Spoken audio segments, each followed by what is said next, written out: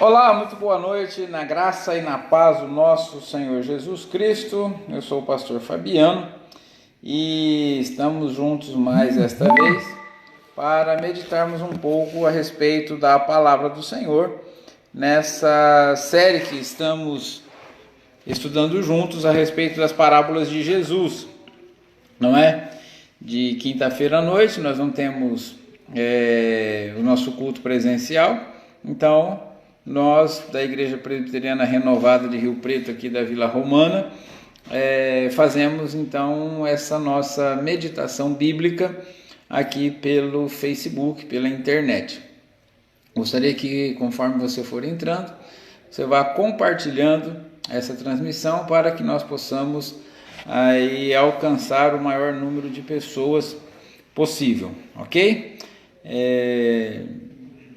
Nós estamos orando para que os números aí da Covid possam diminuir o mais breve possível, para que possamos ampliar as nossas reuniões presenciais e estarmos mais vezes juntos presencialmente. Mas por enquanto estamos apenas aos domingos à noite, às 19 horas no templo para fazer o nosso culto, e às quintas-feiras fazemos essa transmissão aqui, ok?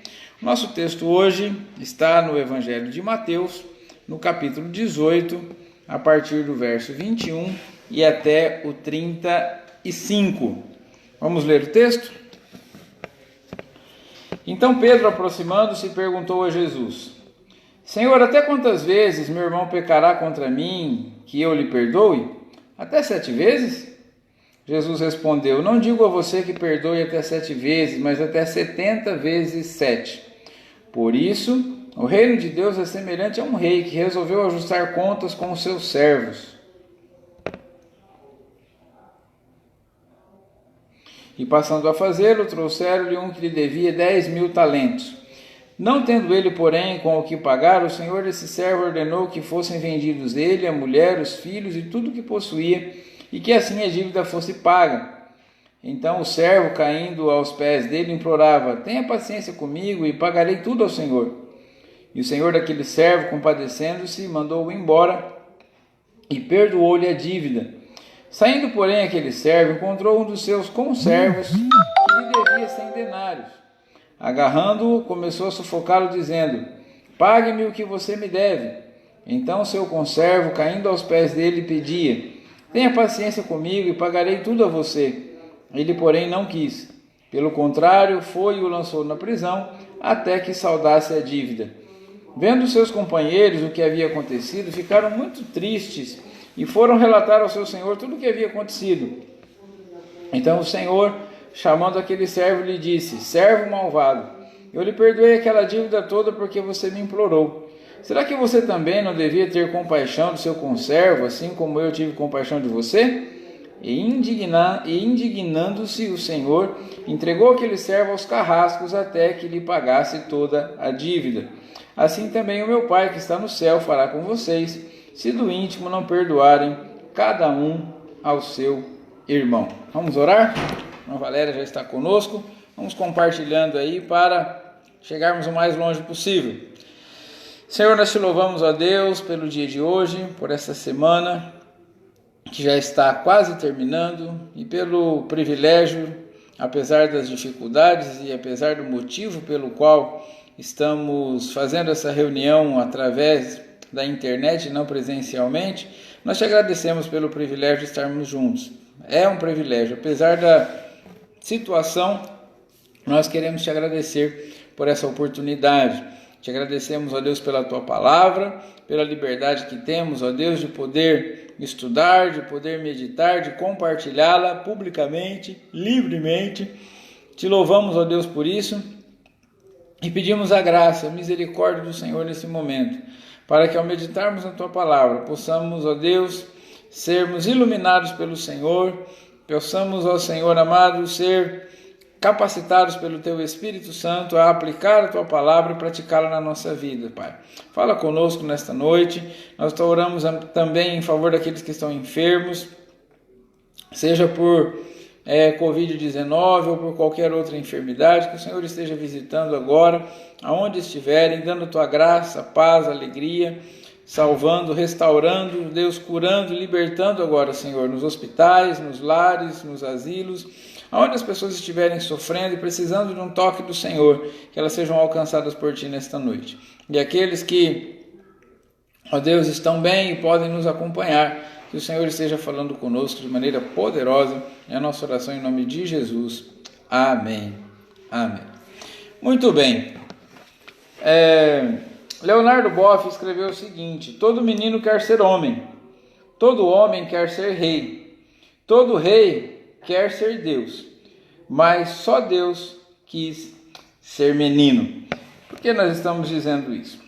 O Evangelho de Mateus, o capítulo 18 do Evangelho de Mateus, ele começa com uma pergunta. Jesus estava com seus discípulos e imagino que eles estavam numa roda de bate-papo, uma roda de amigos, conversando. E eram apenas Jesus e os seus discípulos nessa conversa. E os discípulos começam a conversar, creio que vários assuntos vieram à baila ali, e um deles pergunta: Senhor, quem é o maior no reino dos céus? Não é? Eles estavam curiosos para saber como que se dá essa questão do reconhecimento, essa questão da grandeza, do status no reino de Deus. E Jesus, vendo esse interesse, não é? E percebendo que talvez eles gostariam de já saber de antemão qual seria a recompensa deles por estarem servindo Jesus durante o seu ministério, e como seria, não é, o seu reconhecimento após a partida do grande mestre, Jesus, então, olhando para tudo isso, Jesus começa a mostrar para eles que no reino de Deus as coisas não se dão como nesse mundo aqui, nos reinos do mundo. E Jesus começa esclarecendo a eles que os cidadãos do reino, do seu reino, do reino dos céus, eles não estão preocupados com a grandeza, não estão preocupados com o status. Mas Jesus pega uma criança e fala para eles que eles têm que se tornar como crianças. Ou seja, no sentido de pureza e inocência, os cidadãos do reino de Deus se comportam dessa forma e estão interessados mais em ser bênção na vida uns dos outros do que propriamente em dominar uns sobre os outros. Nos reinos do mundo as pessoas estão preocupadas em dominar uns aos outros, mas no reino de Deus não. No reino de Deus as pessoas estão mais preocupadas em ser bênção na vida uns dos outros. Jesus fala a respeito da ovelha perdida, não é? E demonstra que no reino de Deus a preocupação das pessoas é cuidar daqueles que estão mais fracos, não é? Se alegrar com a restauração daqueles que conseguem ser restaurados, recuperados, não é? Reintegrados ao grupo quando se perdem. E inclusive esses cidadãos do reino, eles fazem todo o esforço possível para reconciliar com aqueles que pecam contra eles, para que a fé se torne eficaz. Então Jesus fala sobre o exemplo da criança, Jesus fala sobre o exemplo da ovelha desgarrada, Jesus fala sobre o irmão que peca, não é? E como que os cidadãos do reino se comportam com relação a todas essas coisas, e o quanto isso é mais importante para eles do que dominar uns sobre os outros. Logo depois de dizer tudo isso, não é? Pedro faz uma declaração, e Pedro pergunta para o Senhor Jesus qual seria o limite da prática do perdão.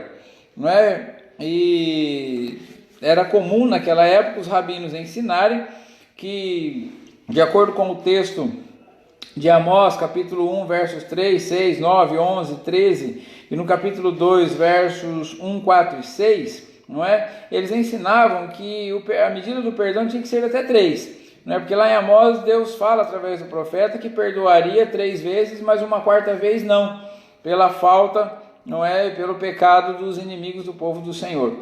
Então, baseado nisso, os rabinos ensinavam que o correto seria perdoar até 3 vezes. Mas Pedro, talvez querendo ir além, e como era exagerado, vocês lembram, por exemplo, do episódio do lava-pés, em que Pedro diz que Jesus não lavaria os seus pés, mas quando Jesus fala, então nós não vamos ser parte um com o outro se eu não lavar os seus pés, e aí Pedro então exagera, não, então me lave o corpo todo. Pedro era assim, né, bem sanguíneo e bem intenso. Então ele achou o seguinte, Senhor, os rabinos ensinam que o perdão deve ser praticado até 3 vezes, mas se eu praticar até 7 vezes, seria um número adequado, né? Porque assim eu estarei sendo mais justo, não é? Mas o Pedro aqui, quando fala isso, na verdade, assim como nós às vezes, ele estava pensando o seguinte, se eu for ofendido, não é, por alguma pessoa, até quantas vezes eu devo perdoar a pessoa que me ofende? Até 7? Só que nós não pensamos, assim como Pedro não pensou aqui, que nesse caso ele poderia ser o ofensor. Nós somos os ofensores às vezes. Então, se a gente virasse a pergunta ao contrário, dissesse assim, Senhor, até quantas vezes as pessoas têm a obrigação de me perdoar quando eu ofendo essas pessoas? Até 7? Será que se as pessoas me perdoarem 7 vezes, já está bom, eu não mereço mais ser perdoado?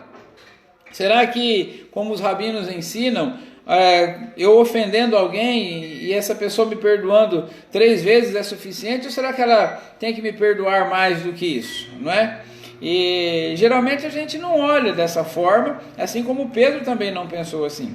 Mas Jesus, para responder essa pergunta do apóstolo Pedro, ele usa mais uma de suas parábolas para que tanto Pedro assim como nós possamos compreender o que significa o perdão para um verdadeiro discípulo de Jesus. Andréia está conosco, seja bem-vinda, né? Posto Laranjeiras também está com a gente, grande abraço, Deus os abençoe.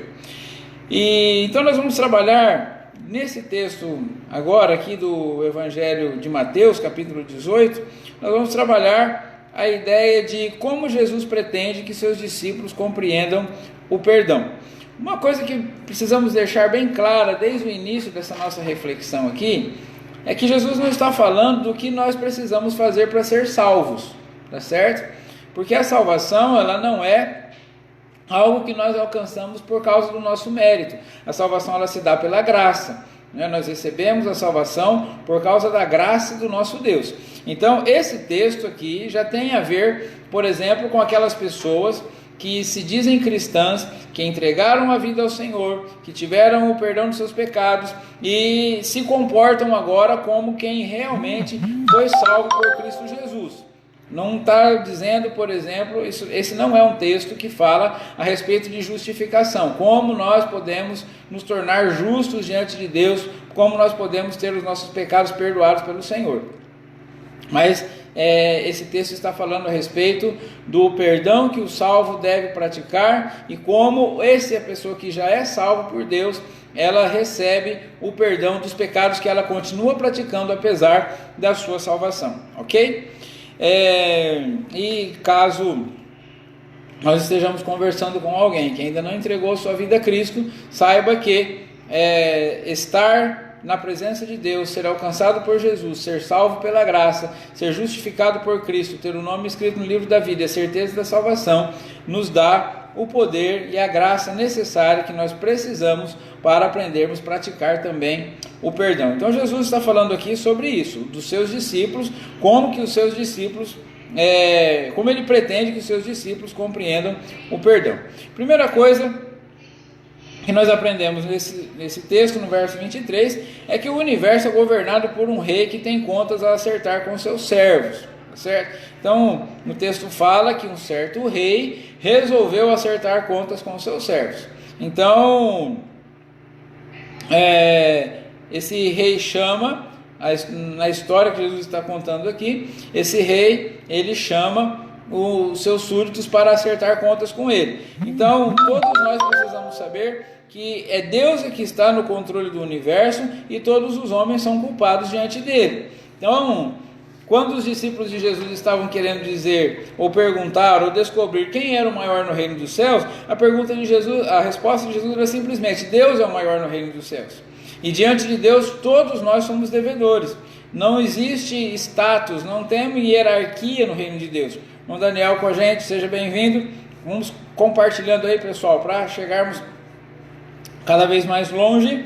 tá certo? Então, a primeira ideia que Jesus quer que nós aprendamos a respeito do perdão é que existe um rei nesse reino. Ele é o rei absoluto, não é? Então, nesse reino, todos nós temos contas a acertar, todos nós estamos com o saldo negativo diante desse rei. Nenhum de nós aqui tem status para nos acharmos ou nos comportarmos como se fôssemos melhores uns do que os outros.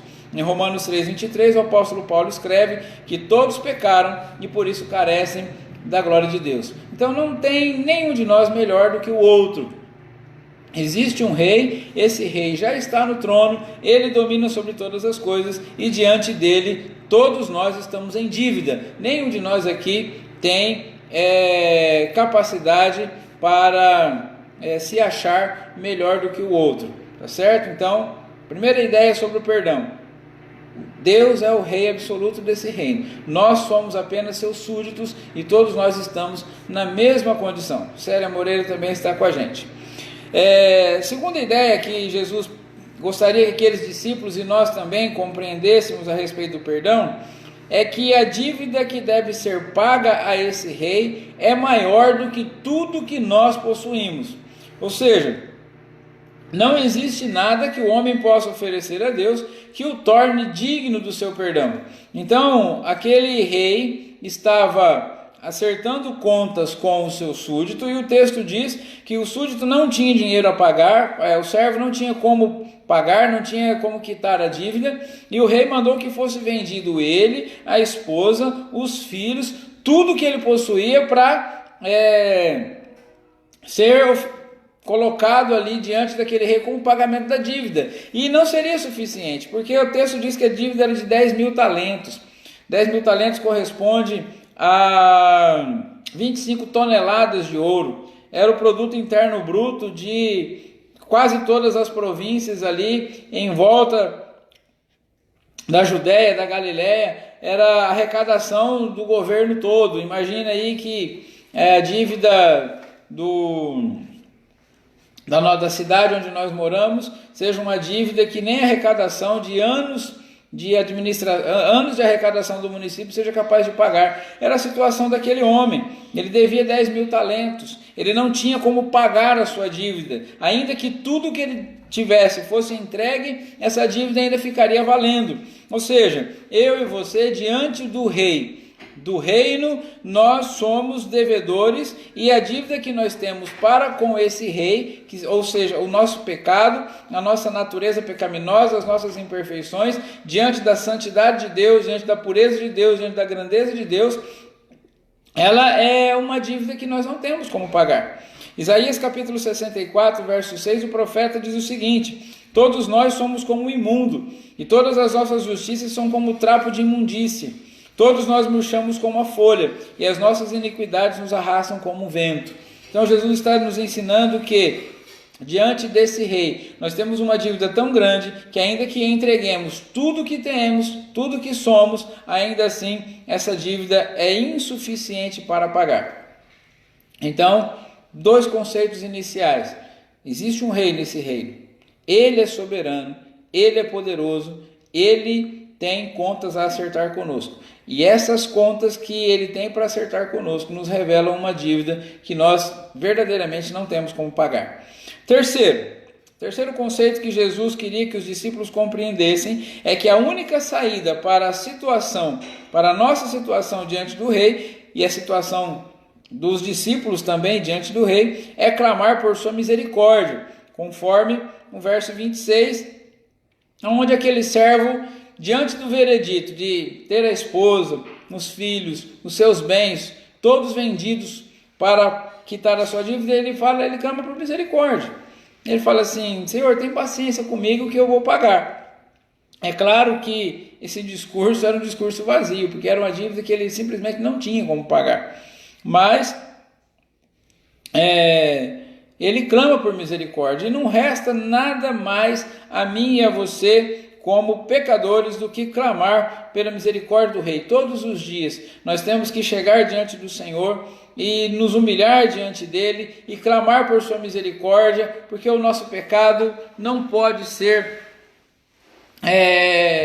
tirado da nossa vida, não pode ser anulado, não pode ser coberto, a menos que a misericórdia de Deus se manifeste por nós. Lá em 2 Crônicas, capítulo 7, verso 14, tem um versículo que é muito conhecido, não é?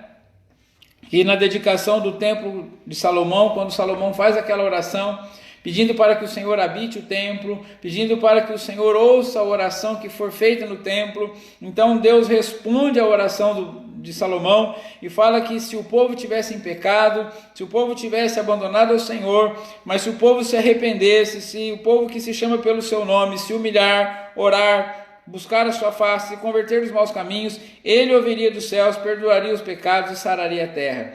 Não há outra coisa que nós possamos fazer para alcançar o favor e o perdão desse rei, a não ser clamar por sua misericórdia, porque se ele não tiver misericórdia de nós, nós estamos todos perdidos, igualmente perdidos. Não há um melhor do que o outro, não há ninguém em posição privilegiada em relação aos outros. Célia está conosco também, seja bem-vinda, minha esposa, a pastora Neide também está nos acompanhando.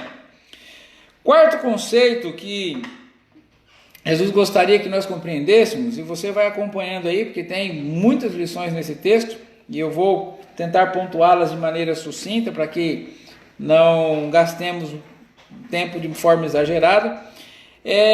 O quarto conceito é que a misericórdia do rei é suficiente para perdoar qualquer pessoa, e ele, por sua graça, está pronto a perdoar. Então, no verso 27, quando aquele servo clama por misericórdia e diz que se o Senhor tivesse paciência, ele ia tentar pagar de alguma forma aquela dívida, a resposta do rei é imediata. Ele se compadece daquele homem e perdoa toda a sua dívida. Interessante que mesmo sendo uma dívida muito alta, o fato de o rei estar disposto a perdoar aquela dívida não o tornou mais pobre, não o colocou em dificuldade financeira, não é?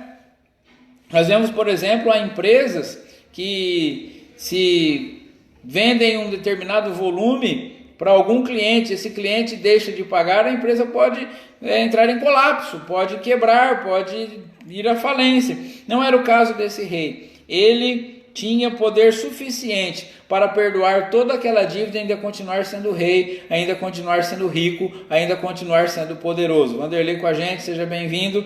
Então, aquele rei tanto tinha misericórdia suficiente para poder perdoar, como ele estava pronto a fazê-lo.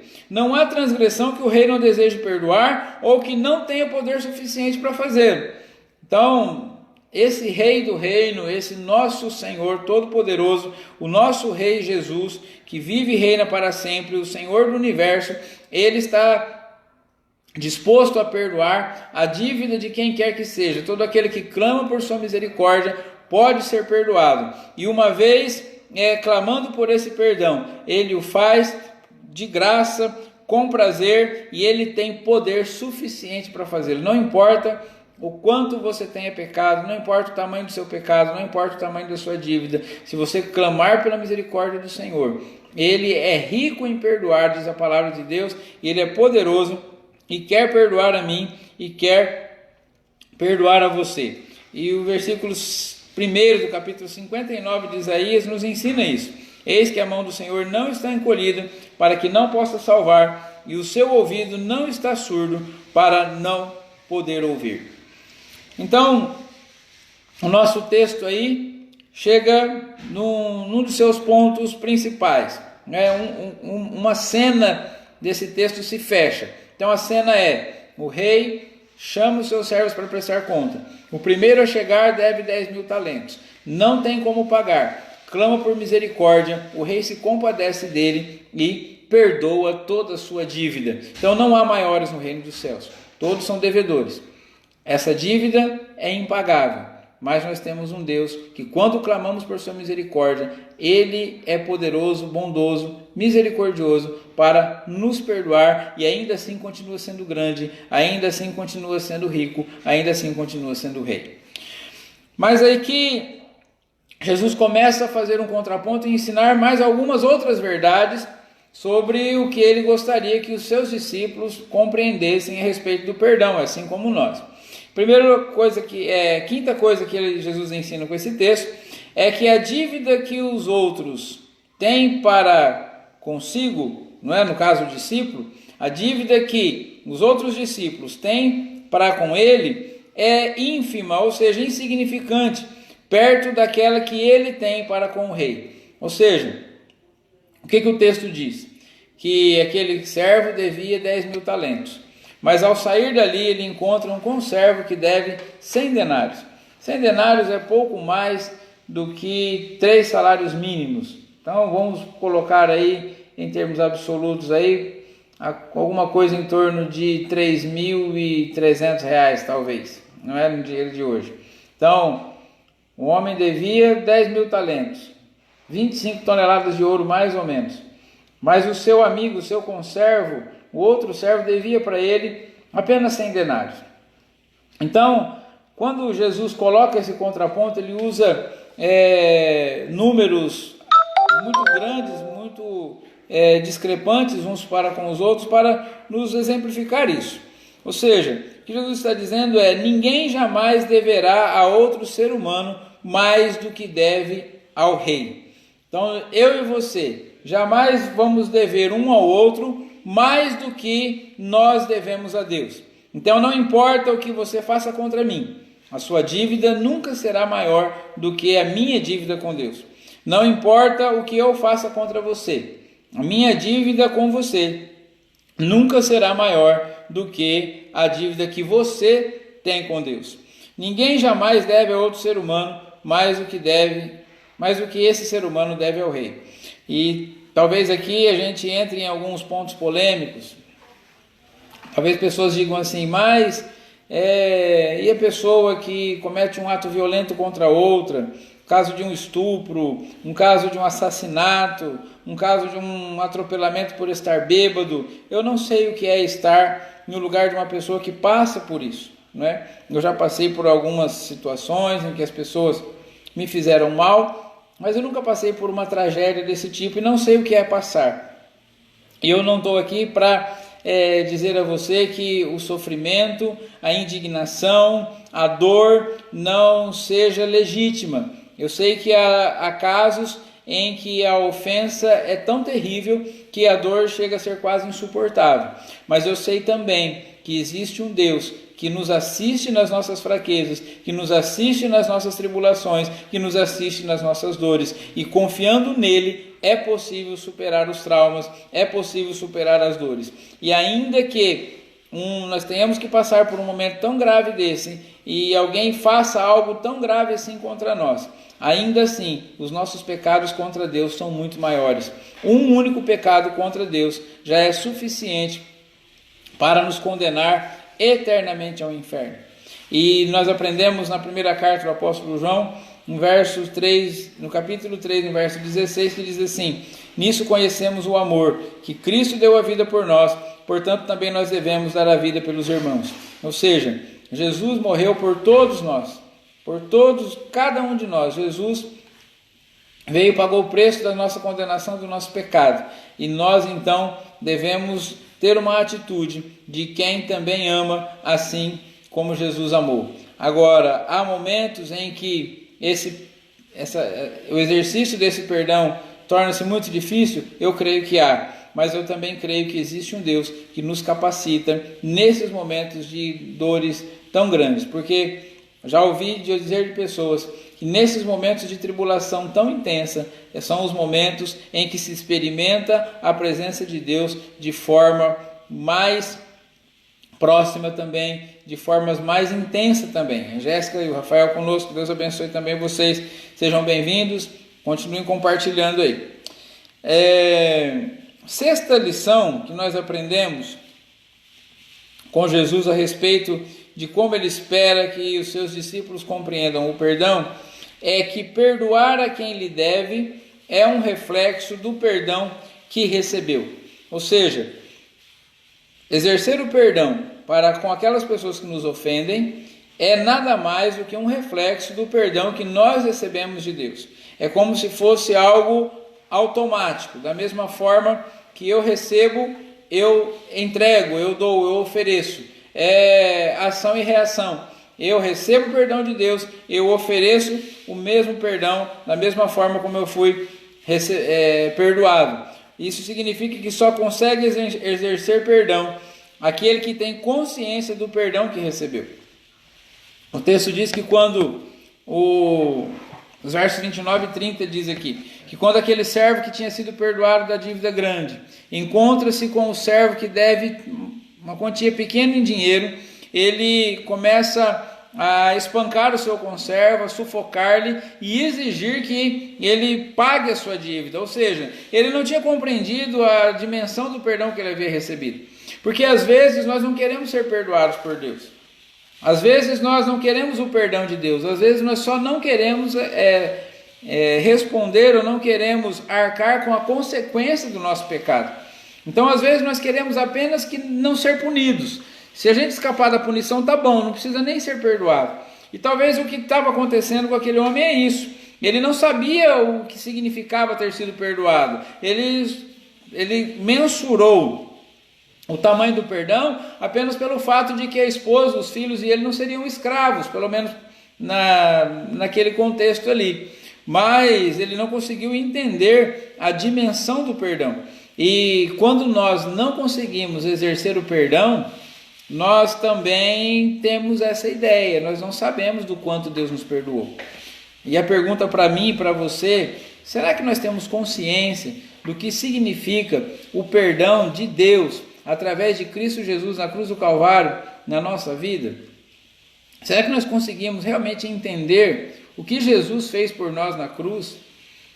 Ou será que a gente simplesmente entende a questão do perdão como algo que Deus fez por nós e simplesmente a gente não vai sofrer a consequência do nosso pecado e isso já nos basta, não é? O texto de Romanos capítulo 5 verso 1 e 2 nos explica bem isso, dizendo assim: justificados pois mediante a fé temos paz com Deus por meio do nosso Senhor Jesus Cristo, pelo qual obtivemos também acesso pela fé a esta graça na qual estamos firmes e nos gloriamos na esperança da glória de Deus. Ou seja, esse perdão que nós recebemos de Deus não é simplesmente o livramento da consequência do pecado, da dívida que tínhamos com Deus, mas muito pelo contrário, justificados mediante a fé, nós temos agora paz com Deus. O perdão de Deus, ele resolveu o problema da inimizade. Não é simplesmente que nós não temos mais que pagar a dívida, mas nós temos agora a condição de ter comunhão com Deus de novo. Então imagina que você tem uma dívida com uma pessoa e você se veja simplesmente livre de ter que pagar essa dívida ou sofrer a consequência da dívida por algum motivo, mas você sabe que você ainda deve para aquela pessoa. Então se você encontrar essa pessoa na rua, você fica constrangido. Se você tiver que conversar com essa pessoa, você vai se sentir mal, vai se sentir acanhado. Então você corta a volta dessa pessoa, você não se encontra, evita se encontrar com ela. Se você sabe que ela vai estar em um determinado ambiente, você não frequenta aquele ambiente. Mas no caso do perdão de Deus não foi só isso. Ele não só perdoou os nossos pecados, como ele restaurou o relacionamento que era impossível por causa do pecado. Então nós somos justificados mediante a fé e agora nós temos paz com Deus. Ou seja, essa dívida simplesmente não existe mais. Então, assim como eu estou usando o exemplo aqui, quem recebe o perdão dessa forma como Deus nos perdoa, não é se é o caso de você ter uma dívida com alguém, você não tem mais vergonha de encontrar essa pessoa, você não tem mais vergonha de se relacionar com ela, você sabe que ela não está contando para todo mundo que você tinha uma dívida com ela e não pagou, e você agora tem paz com essa pessoa e o relacionamento foi restaurado. Com Deus é a mesma coisa, o nosso relacionamento com Ele foi restaurado, mediante a fé agora nós somos justificados e temos paz com Deus.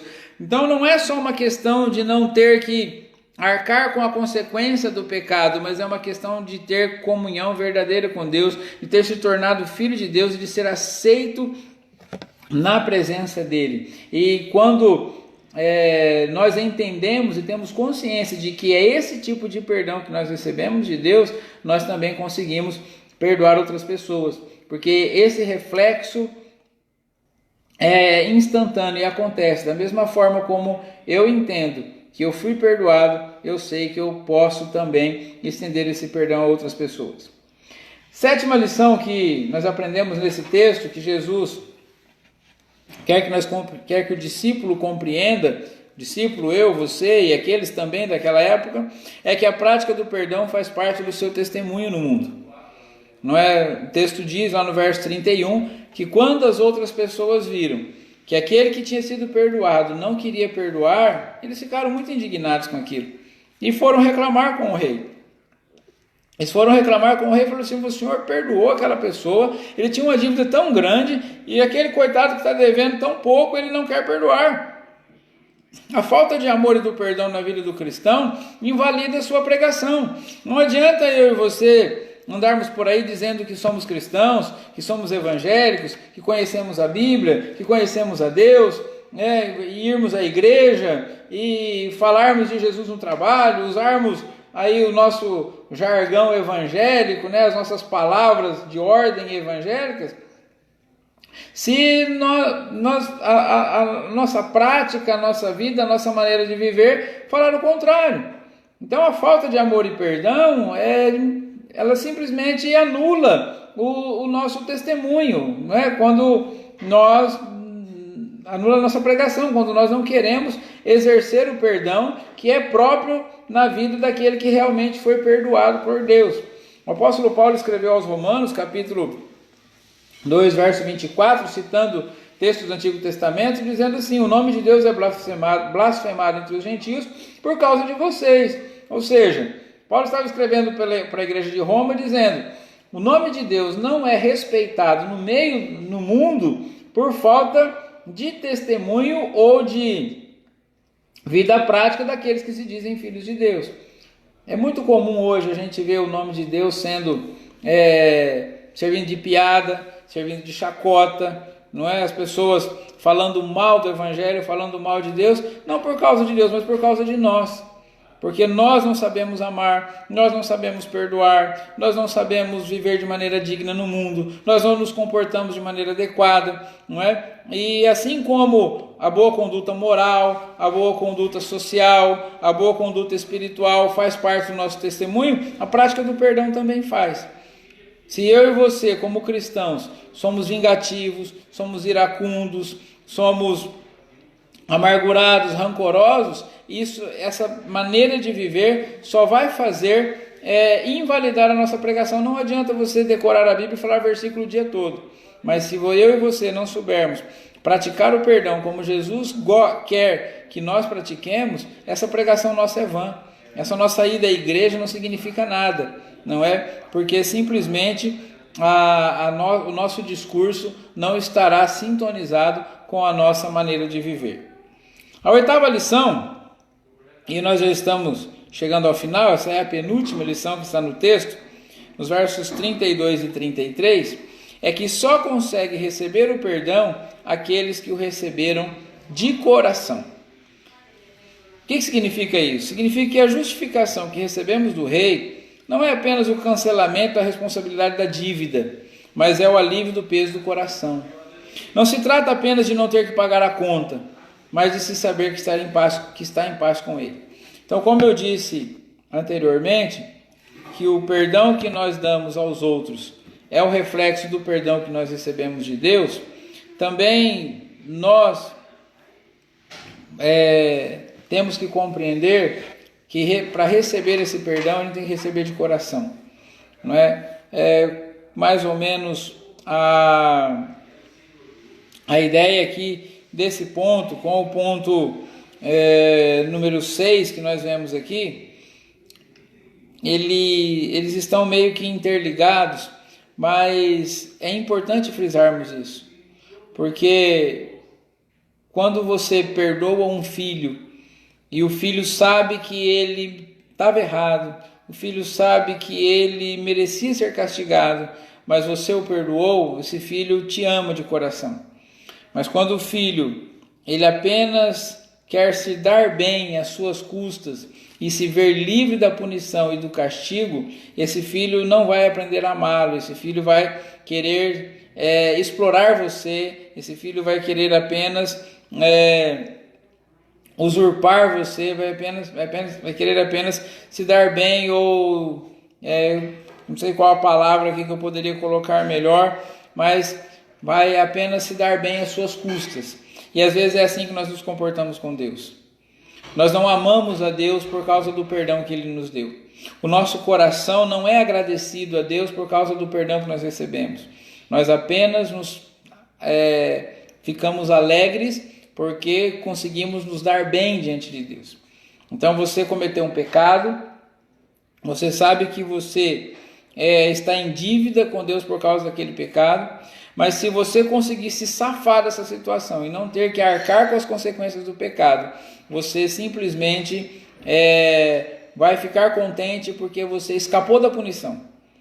Então, há muita gente hoje que está presente nas igrejas, frequenta os cultos e se diz cristão, simplesmente pela ideia de não ter de ir para o inferno, não é? Então, se ele não for para o céu, mas também não for para o inferno, está bom demais. Então, se Deus fizesse uma proposta para ele, falou assim, eu não vou te mandar para o inferno, mas também não vou te levar para o céu, você vai ficar aqui vivendo nesse mundo, para ele está ótimo, porque o desejo dele não é de estar perto de Deus mesmo, ele quer apenas viver livre das consequências dos seus pecados.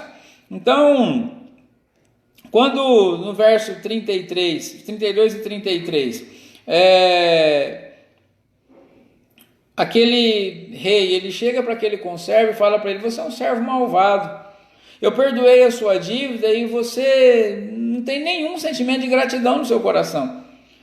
Aquilo que eu fiz por você não significou nada, porque se você tivesse realmente recebido como uma dádiva, não é como uma restauração de um relacionamento, se você tivesse realmente reconhecido aquilo que eu fiz por você, o fato do seu conservo te dever 100 denários não valeria nada, você perdoaria com alegria essa dívida tão pequena. Mas porque você não recebeu de coração o perdão, você também não sabe perdoar.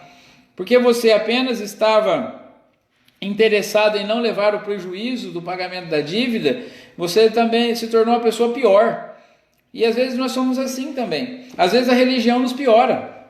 Tem muita gente que começa a trilhar um caminho religioso, em vez de melhorar, piora.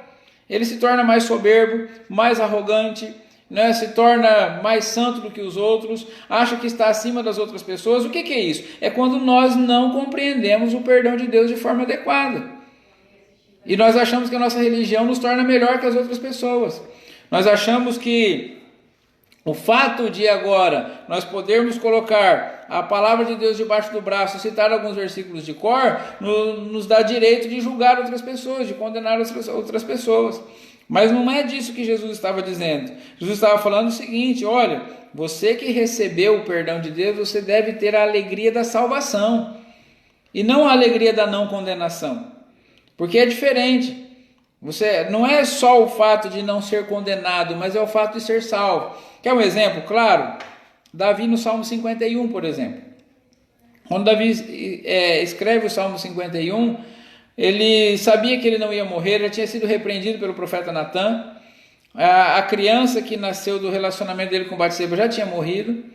E Davi vai clamar diante de Deus, e o que Davi queria de volta era isso, era a alegria da salvação. Salmo 51, 12. Restitui-me a alegria da tua salvação e sustenta-me com o espírito voluntário. O que estava fazendo mal para Davi não é o fato de que ele tinha cometido o pecado havia sido descoberto e ele teria que pagar consequências por causa do seu pecado. Mas o que mais incomodava ele era o fato dele não poder mais se relacionar com Deus de forma alegre, feliz, franca e confiante e segura como ele fazia antes. Então ele está dizendo aqui, Senhor, tudo bem, eu cometi um pecado, esse pecado terá consequências, eu sei que eu teria que arcar com elas, mas eu quero ter comunhão com o Senhor de novo, eu quero ter a alegria de estar perto do Senhor novamente, eu quero ter a oportunidade de desfrutar da tua presença outra vez.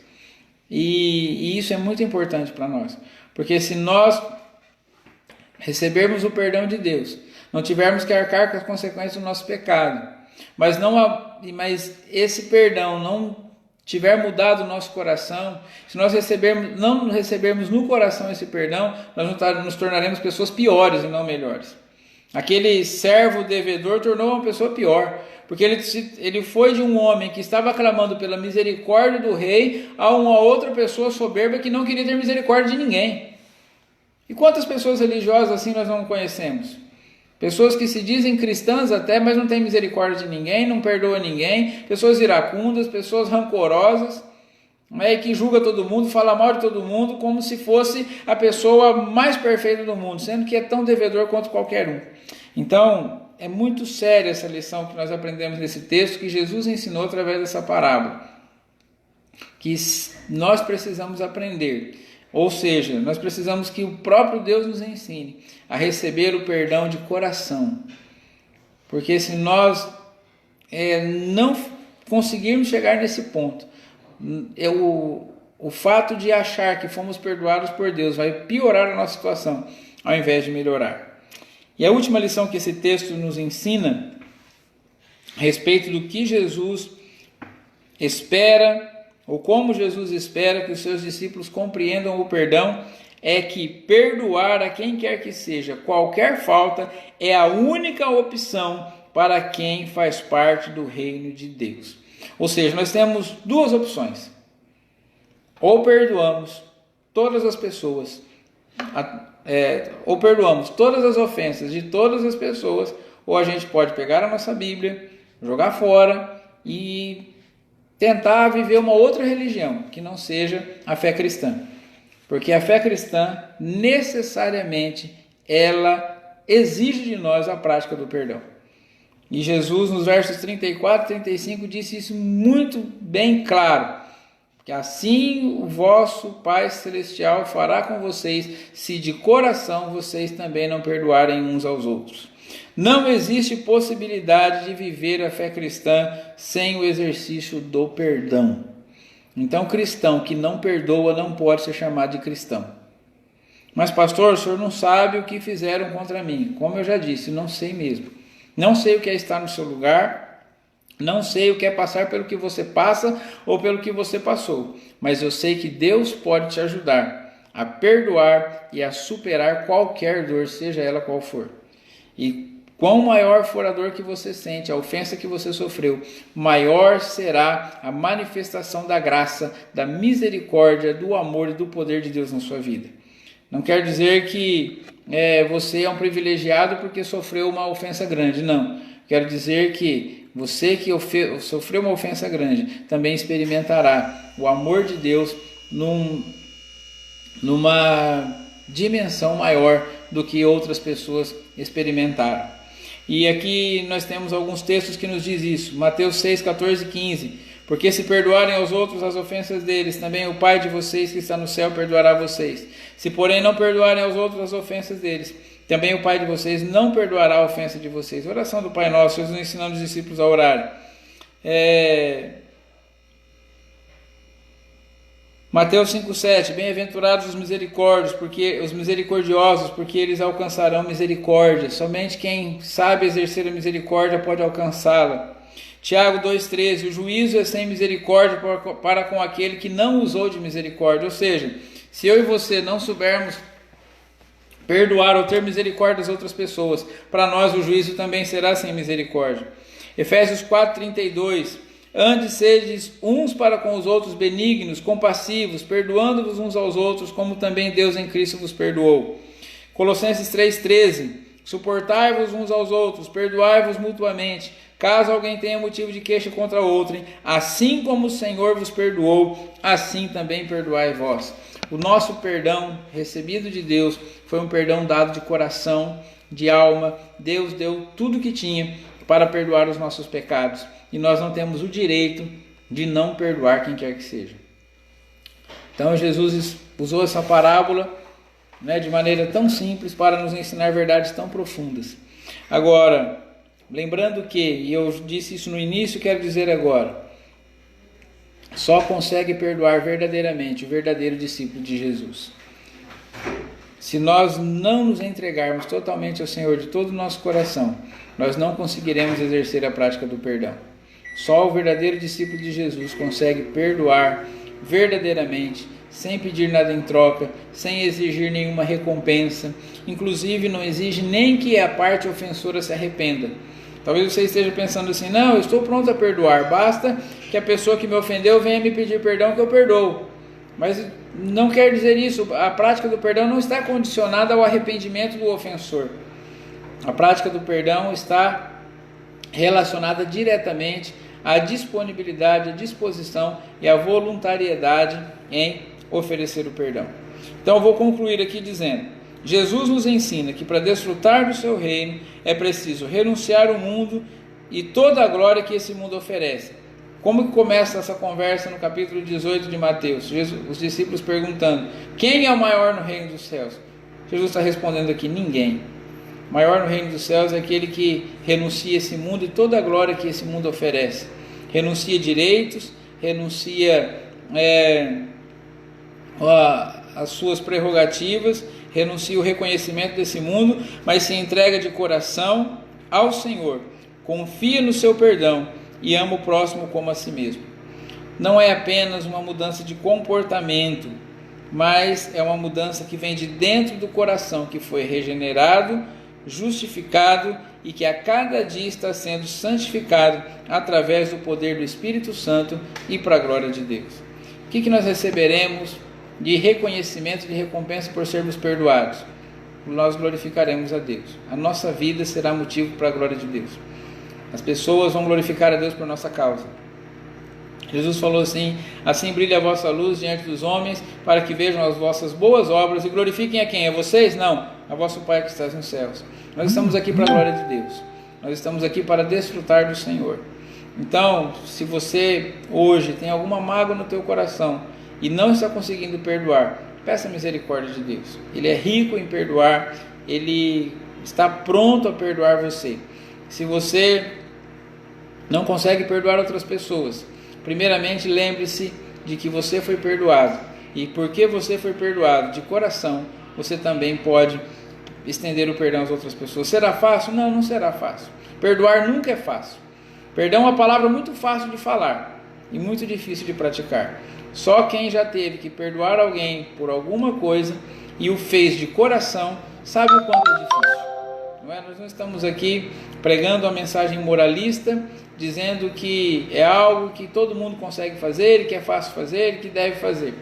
Nós estamos aqui dizendo que é algo que nós precisamos aprender e o Senhor pode nos ensinar e nos capacitar para conseguirmos chegar a esse ponto de, porque temos um coração agradecido pelo perdão que recebemos, estender o perdão também às outras pessoas. Que o Senhor nos ajude e que o Espírito Santo nos capacite a isso, para a glória de Deus. Vamos orar? Senhor, obrigado por essa palavra, Pai. Senhor, nós sabemos que o Rei do Reino é o Senhor. Muitas vezes nós queremos tronos para nós, queremos estabelecer o nosso trono no Teu reino. Assim como os discípulos estamos preocupados quem é o maior no reino dos céus. Mas a Tua palavra nos ensina que esse reino já tem um rei e esse rei é o Senhor. Um rei diante do qual todos nós temos dívidas e estamos em falta, porque todos somos pecadores e pecamos a cada dia. Mas, ó Deus, nós queremos clamar a Tua misericórdia hoje. Queremos, ó Deus, nos entregar, nos render diante do Senhor e pedir, ó Deus, que o Senhor tenha misericórdia de nós e nos ajude, Senhor amado, nas nossas fraquezas, que o Senhor perdoe as nossas ofensas, os nossos pecados que praticamos todos os dias. Pai amado, que o nosso coração seja quebrantado, Senhor, e nós desejemos, ó Deus amado, de todo o nosso coração receber esse perdão, porque sabemos que o Senhor é poderoso, o Senhor é grande, o Senhor é rico em perdoar, como diz a Tua palavra, e o Senhor perdoa liberalmente aqueles que clamam por Seu perdão, não nos lança em rosto, como também diz a Tua palavra, Pai, e ainda assim continua sendo Rei, continua sendo poderoso. O Senhor não perde nada quando nos perdoa, o Senhor não leva prejuízo para nos perdoar, porque o Senhor é dono de todas as coisas, e o Senhor não precisa de nada, e nada lhe faz falta. O Senhor não precisa absolutamente de nada, Tu és absolutamente suficiente para todas as coisas, Pai. Então que nós aprendamos a receber esse perdão de todo o nosso coração, para também estendê-lo àqueles que nos ofendem, aqueles que, ó Deus amado, por algum motivo, ó Senhor, nos ofendem, tem dívida para conosco. Nós aprendamos a ter esse mesmo coração perdoador para com todos aqueles que necessitam do nosso perdão, e que isso seja um testemunho poderoso, e que isso seja um testemunho, ó Pai amado, que manifeste o Teu reino, a Tua palavra, a nossa fé de maneira prática, de maneira viva, para aqueles que ainda não conhecem ao Senhor. Pai amado, que ao invés de blasfemar o nome do Senhor por nossa causa, as pessoas possam glorificar o nome do Senhor a partir da fé que nós vamos exercitar e demonstrar por causa do perdão que vamos estender às outras pessoas, Pai. Senhor, que nós não só queiramos desfrutar de um perdão, de uma responsabilidade de culpa, mas que o nosso desejo maior seja de desfrutar da comunhão com o Senhor. Que nós não tenhamos um coração endurecido, porque conhecemos a Tua palavra, ou somos religiosos, ou somos cristãos, mas pelo contrário, que o nosso coração seja agradecido pela comunhão que foi restabelecida com o Senhor, por causa do perdão que recebemos, Pai. E que nós aprendamos a cada dia, Senhor, que o perdão é um ponto vital da nossa fé, e que sem ele a nossa fé é vã, a nossa fé é inválida. Pai, não será difícil fazer isso. Aliás, não será fácil fazer isso. Não será, Senhor amado, uma lição que aprenderemos do dia para a noite e que colocaremos em prática em pouco tempo. Mas sabemos que se o Senhor tiver misericórdia de nós, se o Teu Espírito encher o nosso coração, nós desfrutaremos, ó Deus, do Teu auxílio, da Tua ajuda, e vamos aprender a cada dia, Pai, a perdoar de coração a cada um daqueles, ó Deus, que tem ofensas e tem dívidas contra nós, para que o nome do Senhor seja glorificado e para que sejamos chamados verdadeiramente de discípulos do Senhor e filhos de Deus. Obrigado por essa palavra, aplique ao nosso coração, abençoe todos aqueles que viram ou que vão ver ainda essa mensagem, e que o Teu poder se manifeste na nossa vida. É nossa oração em nome de Jesus. Amém. Amém? Um grande abraço a todos vocês, que Deus os abençoe e vos guarde, um bom restante de semana, tá bom? E querendo Deus, domingo às 19 horas, estamos juntos novamente com o nosso culto online. Um grande abraço a todos.